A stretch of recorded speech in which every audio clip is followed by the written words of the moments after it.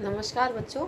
आज अपन यूनिट 4 का ही जो पार्ट है वो ही देख रहे हैं। उसमें आपके है अनुदेशनात्मक उद्देश्य। अनुदेशना मतलब इंस्ट्रक्शनल ऑब्जेक्टिव्स। अब ये अनुदेशनात्मक उद्देश्य है वो होते क्या हैं। पहले तो ये देखो कि अनुदेशन का मतलब क्या होता है। अनुदेशन का मतलब जैसे नाम से ही इसके वो हो रहा है, पता चल रहा है कि इंस्ट्रक्शन यानी सूचना देना।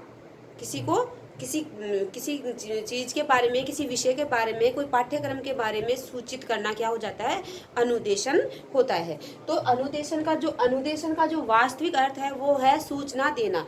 और ये सूचना एक टीचर अपने विद्यार्थियों को देगा। इसके लिए वो माध्यम कोई सा भी यूज कर सकता है।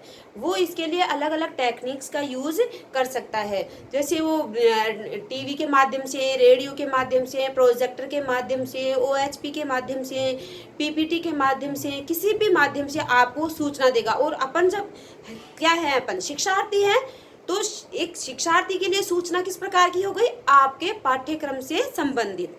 ठीक है, तो सूचना एक शिक्षक किस प्रकार की देगा, पाठ्यक्रम से रिलेटेड सूचना। और सूचना का क्या मतलब हो गया यहाँ पर, आपके पाठ्यक्रम को पूर्ण करवाना। यह हो गई आपकी सूचना। तो जो सूचना का जो या ये अनुदेशन का जो वास्तविक रूप है वो हमें कहाँ मिलता है देखने को, कक्षा में। कहाँ मिलेगा अपन को, कक्षा में। अब जो एक टीचिंग होती है और एक अनुदेशन होता है। टीचिंग यानी शिक्षण। शिक्षण में क्या है कि विद्यार्थी और टीचर एक दूसरे के आमने सामने होते हैं, कक्षा में अंतः क्रिया करते हैं। लेकिन अनुदेशन में ऐसा होना आवश्यक नहीं है, क्योंकि इसमें टेक्नोलॉजी का यूज किया जाता है। टेक्नोलॉजी वही जो आपको मैंने अभी बताई, रेडियो यूज कर सकते हैं, टीवी, प्रोजेक्टर, ओएचपी, पीपीटी, किसी का भी यूज इसमें इन संचार माध्यमों का यूज इसमें किया जा सकता है। किसमें, अनुदेशन में। टीचिंग में शिक्षक और शिक्षार्थी आमने सामने होते हैं। अनुदेशन में ये आवश्यक नहीं है कि एक टीचर और शिक्षार्थी आमने सामने हो। इसमें बिना टीचर के भी विद्यार्थी जो है टीचिंग कर सकते हैं। अब आती है आगे बात, जैसे नहीं एक बात और कि जैसे ये अपने दूरस्थ जो शिक्षा होती है, जैसे कोटा ओपन है, इग्नू है, इनके द्वारा जो शिक्षा दी जाती है वो अनुदेशन के एरिया में ही आती है। तो अब आगे यह है कि उद्देश्य। उद्देश्य दो प्रकार के उद्देश्य होते हैं। देखो, एक होते हैं शैक्षिक उद्देश्य, एजुकेशनल ऑब्जेक्टिव्स।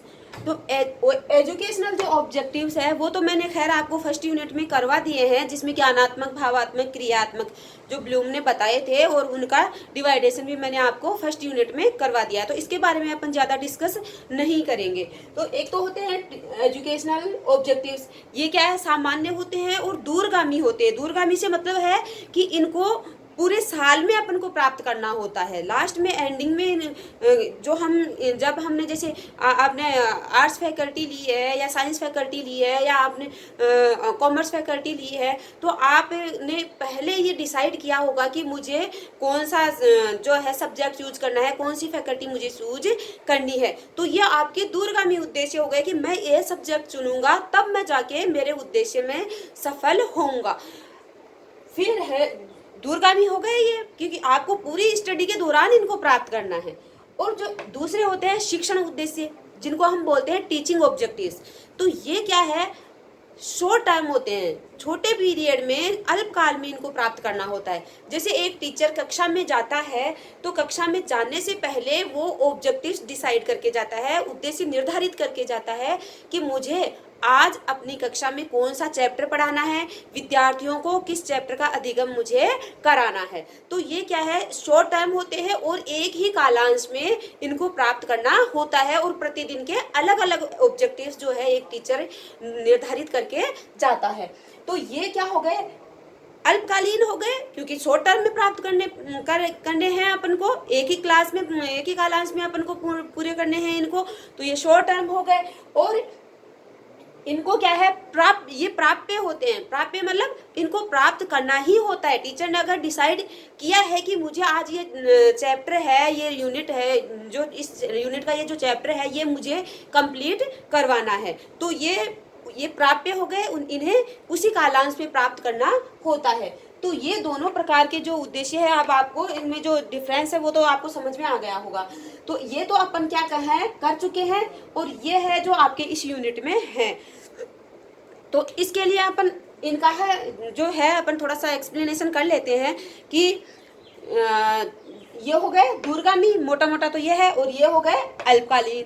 फिर दूसरी बात यह है कि ये जो उद्देश्य हैं वो अपने लक्ष्यों से जुड़े होते हैं। लक्ष्यों से मतलब जैसे आपको कौन सी फैकल्टी चूज करनी है, या आपको भविष्य में टीचर बनना है, डॉक्टर बनना है, इंजीनियर बनना है, क्या बनना है, तो ये अपना क्या हो गया, एम हो गया। और एम जो होते हैं वो लॉन्ग टर्म होते हैं, और ऑब्जेक्टिव होते हैं वो शॉर्ट टर्म होते हैं। तो ये क्या हो गए, लक्ष्यों से जुड़े हुए हैं, और ये जो है अपने उद्देश्यों से जुड़े हुए होते हैं। फिर ये जो होते हैं ये व्यापक होते हैं। व्यापक क्यों? क्योंकि पूरे साल के लिए निर्धारित किए जाते हैं, या फिर अपनी पूरी लाइफ के लिए निर्धारित करते हैं। तो ये हो गए व्यापक, और ये हो जाते हैं छोटे रूप में होते हैं ये, ठीक है। फिर सीमित होते हैं, मतलब फिर